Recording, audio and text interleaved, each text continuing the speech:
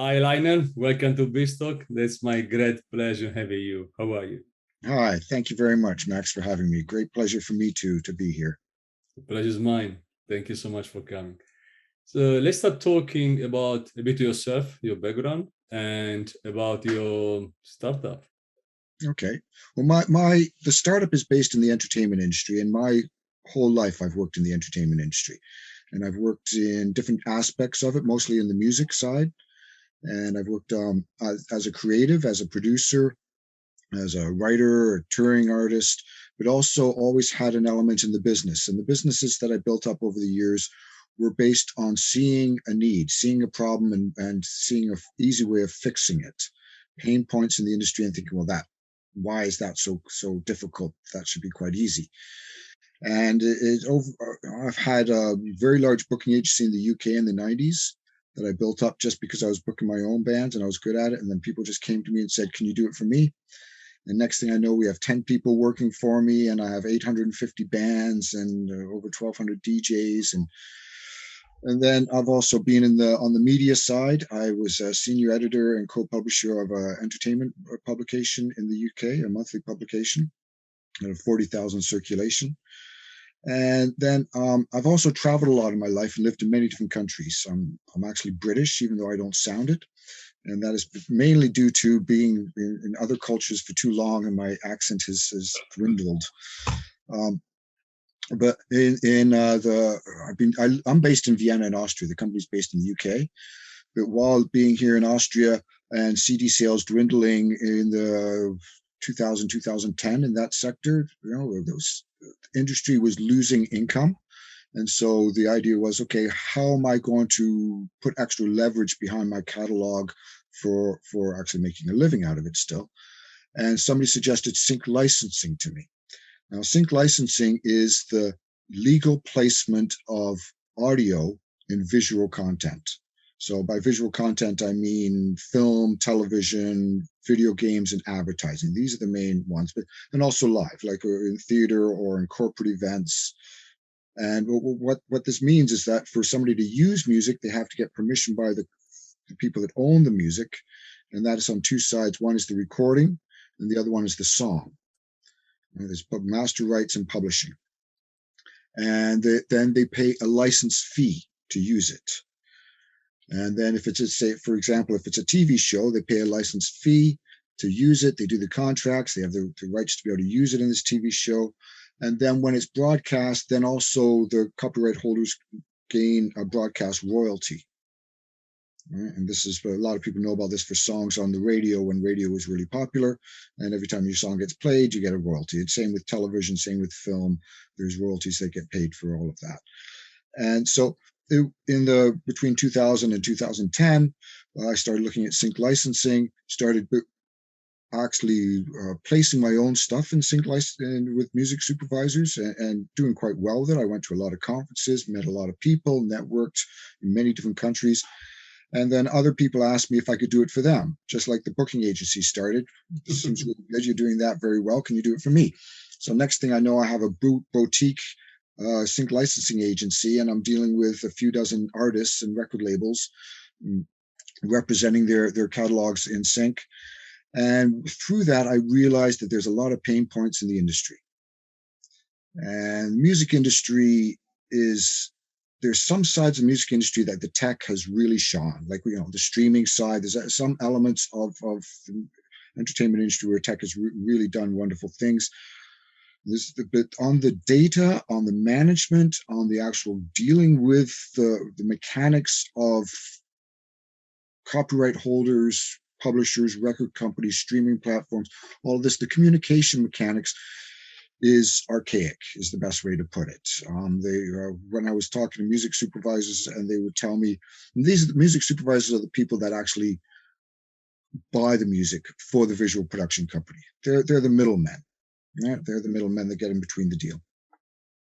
And they're telling me how they're using Excel files and Word documents and emails and all kinds of ways of trying to manage the sync licensing process. And I thought, okay, well, that's very archaic, and they should come into the 21st century with the rest of us. And so I went looking for it. I really thought that somebody else must be smarter than me and have actually built this already. And I'm sure it's out there because it seemed very simple to me that these are the needs and this is how to fix these needs, these pain points. And nobody had built it. It seemed to me that everybody was looking at that part of the industry backwards. They were running, there's a lot of subscription services for different tools, for different ways of doing things. And subscription services don't really work, but none of them were building an ecosystem for the whole industry to plug in together. And this is the main problem with it's the communication, it's the reliability of data, all of these elements. And if most of the services in the industry are siloed verticals, where they stand alone and they don't integrate with other systems. And so our system actually brings everybody in together. Our system, we have portals for each of this set of stakeholders in the industry and separate tools for them to work inside the system with everything they need to do for sync licensing management. And we've been working on this for a few years. We've had a lot of input from major people in the industry on all sides, from music supervisors, visual production companies, advertising agencies, publishers, record companies, everybody from independent record companies all the way up to Sony and Universal and Warner. We've had many meetings with them and sit downs and what should it be and how should it work. And so what we have built is best in class, state of the art tools to handle every aspect of sync licensing. We've automated a lot of the tedious things. Like it's amazing how much paperwork is involved. You know, you sit and you watch a film and you hear the music and it's moving and it's really nice. You have no idea how much paperwork was involved to actually have that music in that film. And it's so we've automated a lot of these points, right? And we have users. We are in the beta version right now since the end of September last year. And we're getting ready to go on a full launch. But we do have active users that we have chosen in all the different sectors in many different countries, everything from, we're working in South America, in Central America, North America, Europe, Sub-Sahara Africa, China, Australia, Japan. And we are being seen as our tools are going to become the standard for the industry to use. And that's the idea behind it. It has to standardize the way the industry communicates, the way the industry works. And so a lot of the users that we have, the feedback, compliments are very nice, but we don't really need compliments. What we need is critical thoughts about how we can make it better. But we get a lot of compliments. And last week I received an email from a music supervisor in the States that does television shows. And she told me this is going to save me a day to 2 days every week using this system. So that in itself makes that we've actually succeeded in many ways. We are always building on it. We have a very agile team. It's all in-house. We don't outsource anything. Okay, it's myself, and we have a CTO who is the technical officer. He runs the technical team, the development team. We also have our CLO, which is our chief legal officer. It handles all the legal aspects, all the contracts and everything. And we're bringing in also a CFO.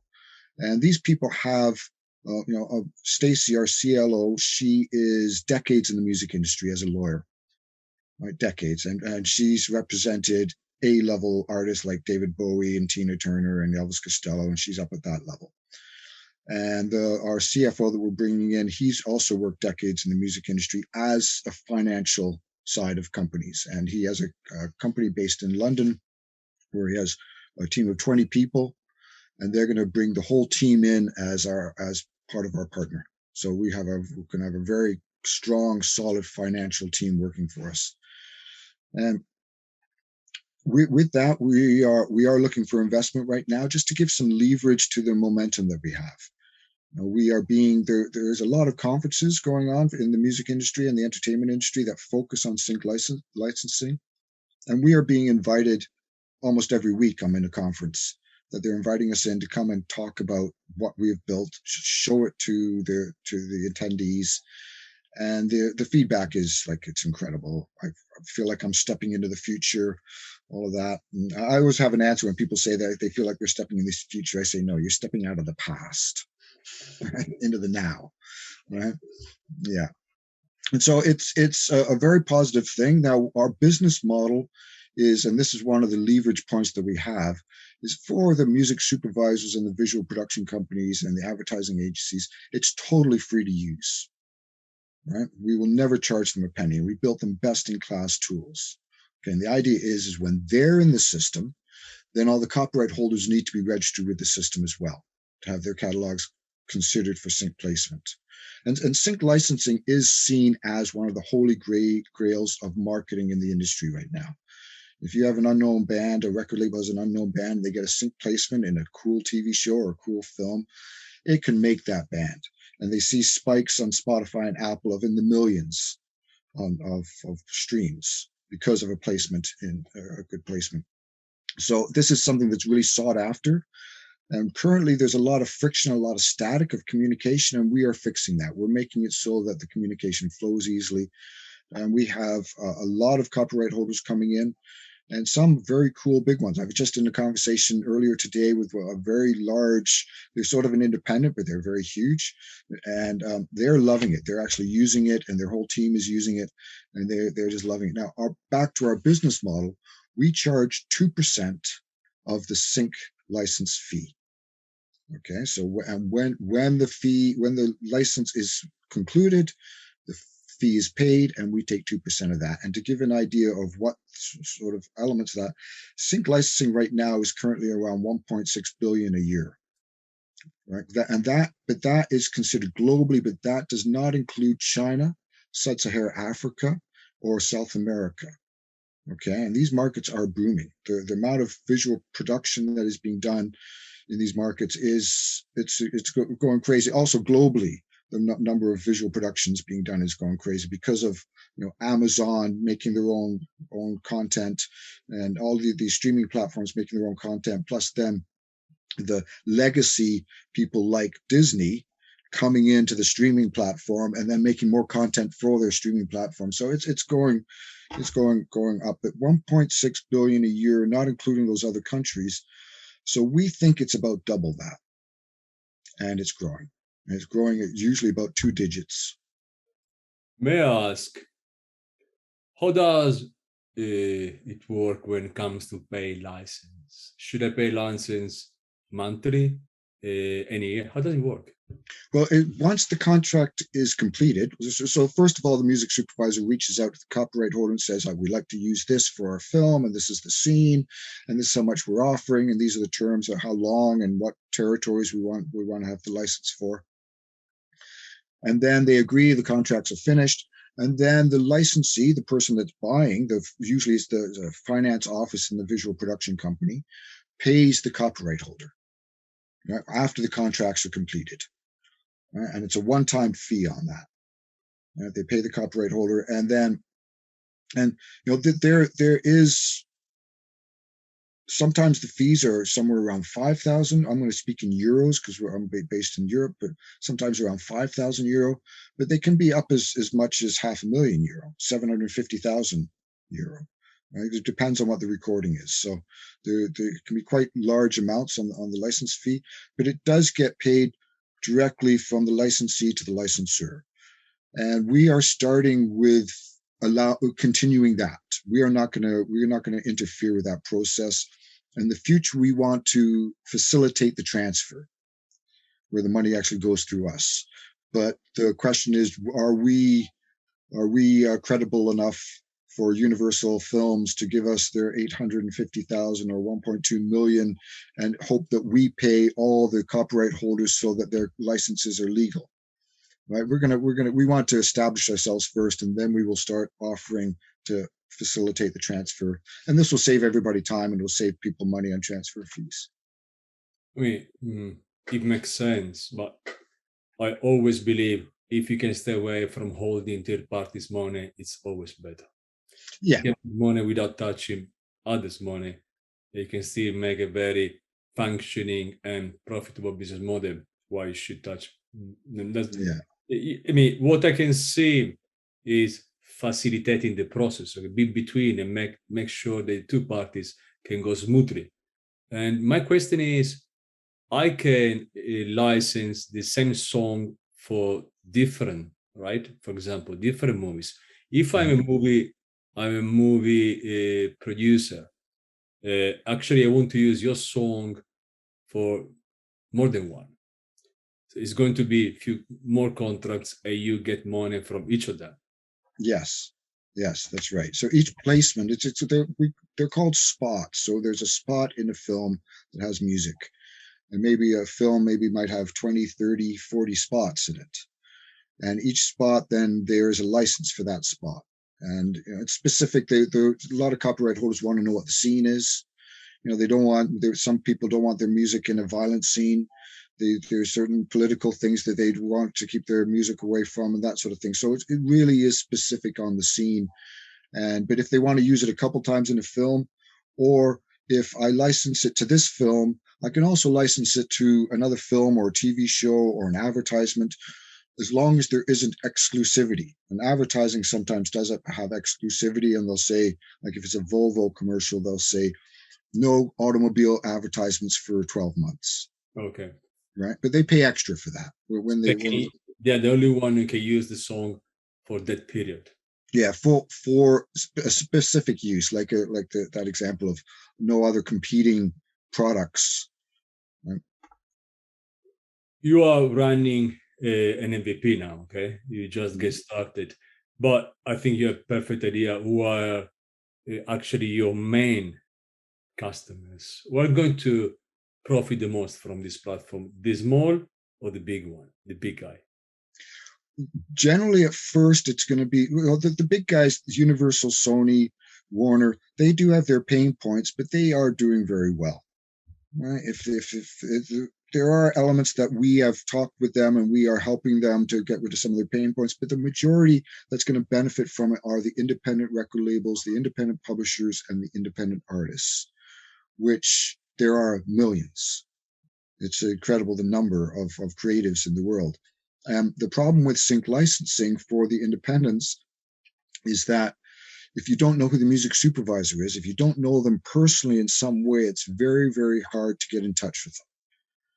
And you can send them a playlist if you can find their email address, but the chance of them actually listening to it is very slim. The music supervisors I know tell me that they get at least 100 a day of who are exactly a music supervisor? What's their role in this? They are so a visual production company thinks, okay, we want to make this film. Okay. And they go to a person that is called a music supervisor and hires them to deal with all the music aspects. Okay. And so the producer of the film will say, so for this scene, we want it some happy thing. We want it romantic, some music. I'm thinking maybe piano with a bit of cello and a female voice. And the music supervisor has to go find that. And then get in touch with the copyright holders and say, this is the usage, this is the license fee. Would you agree to this in theory? And then once they get all the copyright holders to agree to it, then they can bring it to the producer and say, here's some music that for this spot, for this. But one of the problems that they have is you have a song nowadays, the numbers of copyright holders on a recording is quite incredible. They say that the average for new releases is 8 songwriters on a recording. Yeah.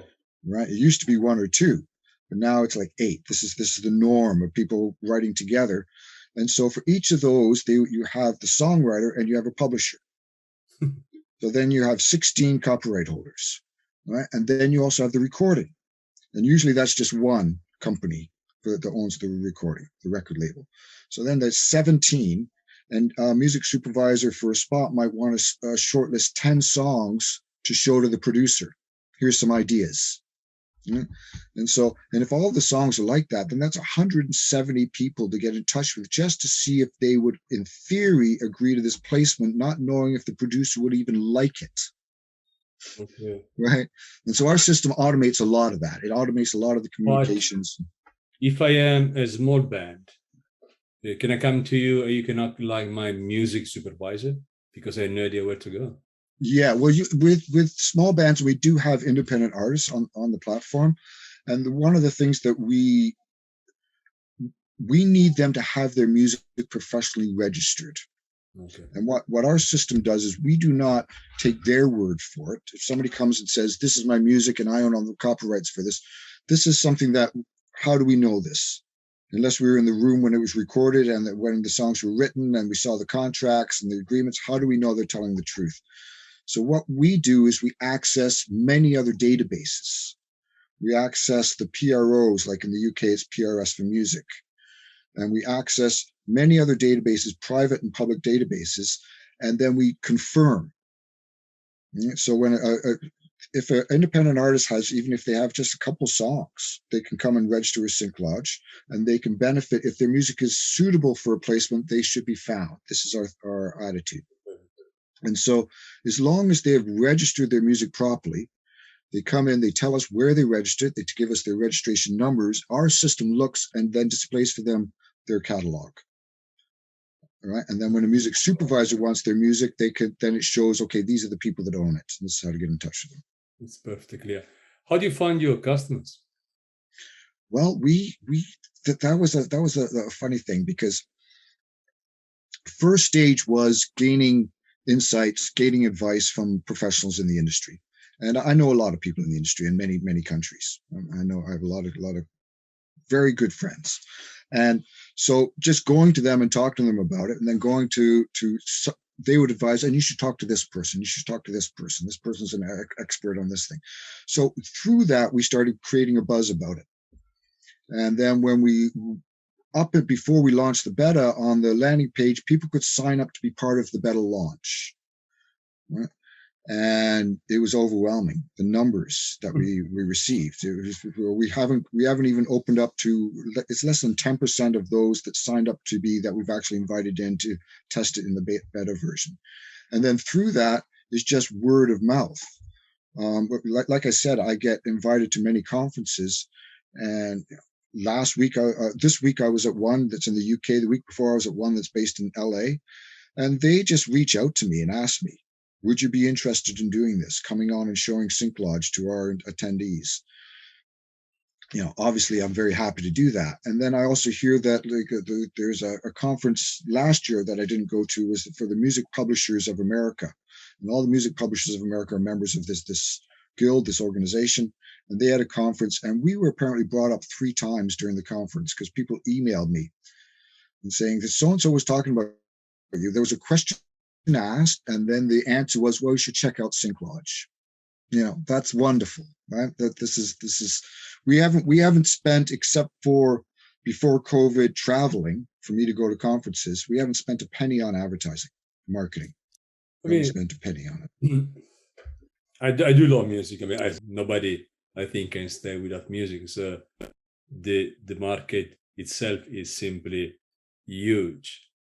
Now, the point is I always thought is a very quite confusing, right? The way how the music art as a whole, it's very structured when it comes to business, right? It's very niche. It's extremely a friend of the friend of the friend. It's very niche. I mean, I've been acting for a while. It was very the friend of the friend. There is nothing to do.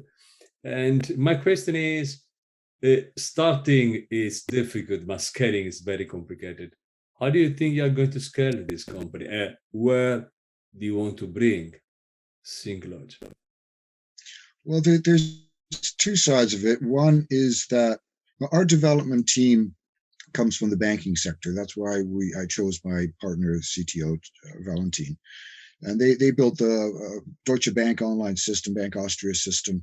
They have a keen idea of security, but also scaling. And so our system is built that we can bring in all the copyright holders in the world to our system. This is not a problem.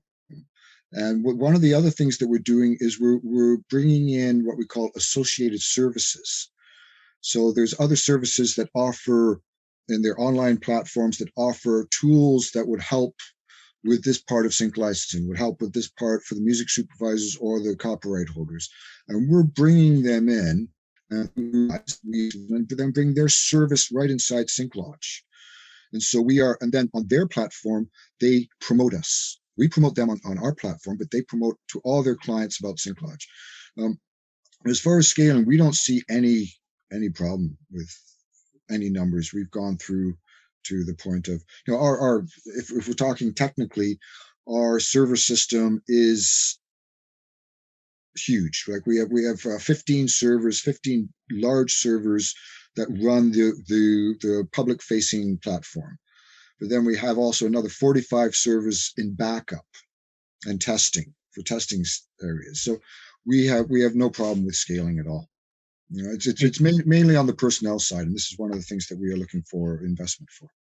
You are based in Austria, headquartered in UK, but where is your market? What do you think is the biggest market? Probably is US. But right, yeah. Well, there's two main centers globally. One is London, England, and the other one is LA for sync licensing. These are the two main centers. But then also New York, also Chicago, also Toronto, and Vancouver. That's in North America. But then you start looking at every country in Europe is producing visual content. And then also China's booming. So we're going deep into China. But the main hubs are London and New York, and London and LA. And I have there's what's called the Guild of Music Supervisors. There's one in London. There's one in LA. And I've been a long time friend of the guilds. I've been working with members of the guilds. The board members of the guilds have advised us on the system. The presidents of the guilds have been, looking at it and giving us, it would be great if it did that as well. And they've invited us to their conferences to show to their members what we've built. So it's really seen as a win-win-win platform. So everybody's supporting it. You are fundraising now. How much are you raising? €500,000. Or if you want to talk pounds, because the company is based in Europe, in the UK, it's £420,000. And how are you going to use these funds for? What's going to be the main purpose of this fundraising? Okay, we want to expand the development team. Right now, the development team is 4 people plus our CTO, and we want to bring in at least another 2. We want to expand our customer service team. Right now, it's myself and one other person. And we want to expand this. And we also want to expand on our marketing leverage. So now as we're gaining momentum with conferences, the main marketing that we see doing is just sponsoring conferences. We're not going to be putting ads on LinkedIn or anything like that, social media. It's a business to business platform. So we're cheapening it is where we put it by putting out ads. But sponsoring conferences, sponsoring anything that's related to sync licensing is the main cost in the marketing. Let me ask you, it's very trendy now between investors having platform be paid on monthly basis, okay, with subscriptions, because gives you the recurrent monthly and annual revenue, which is good for forecasting your growth. You are based on success, on performance. Mm-hmm. Do you have an idea in the future to have some kind of subscriptions? Well, we do have. We have talked about having a pro tier, but this is a tricky thing. We have to be very careful with how we do this. There is also from the associated services, like I was talking about earlier, they're all in agreement we get a percentage of the referral fees, and this is a standing percentage. It's not just the first time they engage with the service; it's every time they pay. And then there's also the revenue stream from the data. And we will have a very exclusive view on the entertainment industry, what music is being used and what visual content. And nobody else will have this information on such a broad scale like us. And so this data will be used to influence not only on the visual production side of what is trending to use in their visual productions for music, but also on the record label and publishing side of this is the trend that's coming up. We are predicting for next year romantic comedies. This is the type of music that is going to be used. This is our predictions. And if a record company doesn't have that in their catalog, then they should go out and find it and sign it. Right? And this sort of idea of being able to sell back the data. It is a thing where I have seen a lot of companies with subscription services trying to sell services that for copyright holders, mainly in the sync licensing sector. I don't see this really working long term. what happens is they make promises, come to us, pay us this much per month, and we will get your stuff in Netflix, we will get your stuff in all these productions. They cannot promise that. Any party that promises that doesn't understand what the sync licensing industry is. The music supervisor can love a band and never be able to place them because it's not their call. So what happens is you have a copyright holder signs up to a subscription service. 6 months, 9 months later, they realize they're just wasting their money. They're getting no traction here. They're just paying these people this money, and they stop. They stop the subscription.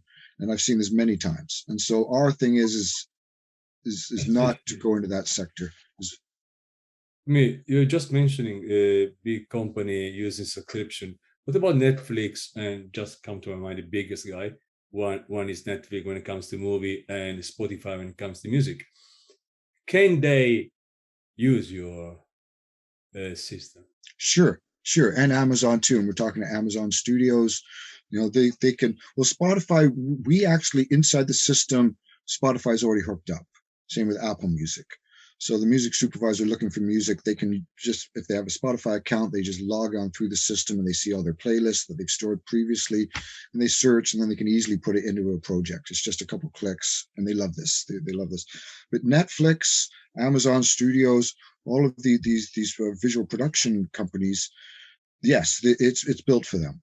It's totally built for them. And we also make it so that they can, for a project, there's a whole team networking system.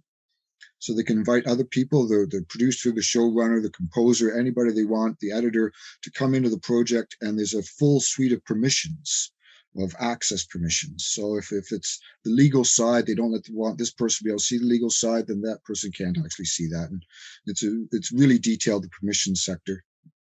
And there's also, for companies, they can have their whole company team inside the system using it, but they can also have other offices and network their other offices. If they've got 5 or 6 offices around the world, which most of these companies do, even more than that, they can actually have their whole international team synced up through SyncLodge. So one example is if Sony Music guy in Australia is talking to an advertising agency about using a song, and a guy in LA from Sony Music is also talking to somebody about using a song, he sees that this guy in Australia has got this shortlisted. It's not placed yet, but it's being talked about using this song, and maybe there's exclusivity on it. And so he can know to stay away from that. If he has other alternatives that he can suggest, he can stay away from that. And this is something, strangely enough, they don't have right now. So what has to happen is a lot of times there's conflicts where a memo goes out, we place this, and then another guy says, I just about to finish a deal on that one. Okay, I got to go back to them and undo the deal, right? And so our system just puts it up to them, and they can just see it, right? And so that whole side of the company team networking is very attractive, especially like Warner's was one of the big supporters of that, Warner Music. Let me ask you, what's your vision? And I would like to finish with a message to investors. Why they should invest in Lionel? First of all, because you are the company, founders are the company, especially when it comes to startup, and how they can exit one day. Okay, so why they should invest in SyncLodge is we honestly are going to make a lot of money. This is no doubt, right? The projections, and I can furnish projections. We scouted out, we plotted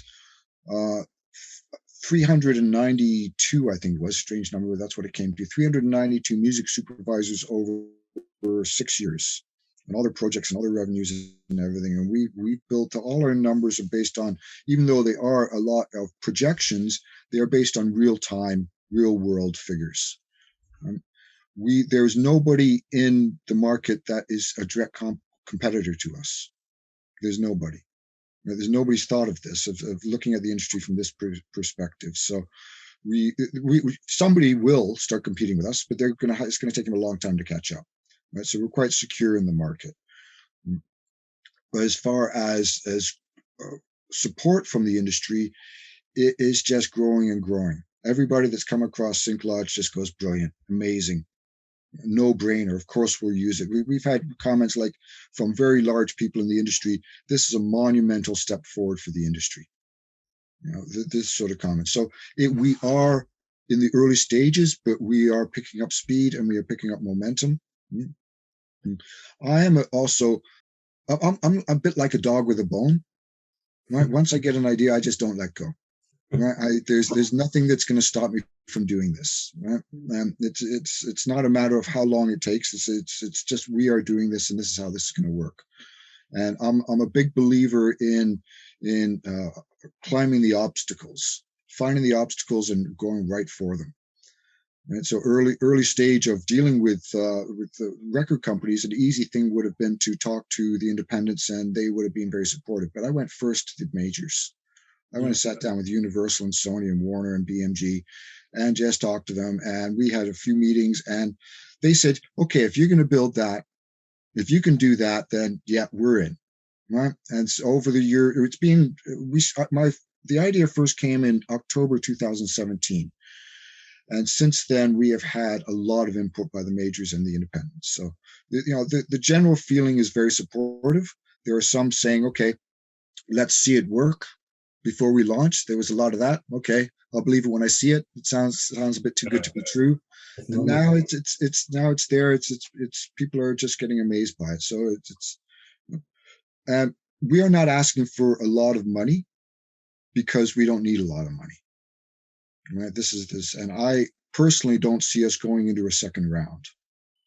I personally don't see the necessity for this. That's a very good news. Yeah. I don't see why. Originally, we didn't think we'd even need investment. Right. So far, it's been totally paid for by the partners. It's all internal. Right.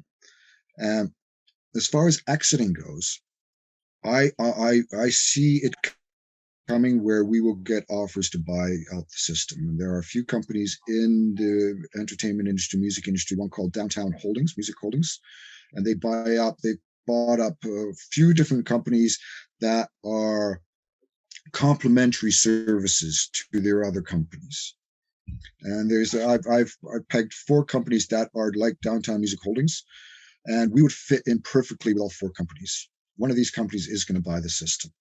When we get up to, I think once we get up to at least 18% of market share, then I see this coming where they will actually start talking to us to buy us out. That's your exit. Oh man, the best exit doesn't mean it has to be yours. Yeah. You can run forever. Mm-hmm. Lionel, thank you very much for coming to BizTalk. It's been a very great pleasure for me. Well, it's been a real pleasure for me too, and thank you very much for inviting me. Thanks to you, and all the best. Take care. Yeah, you too.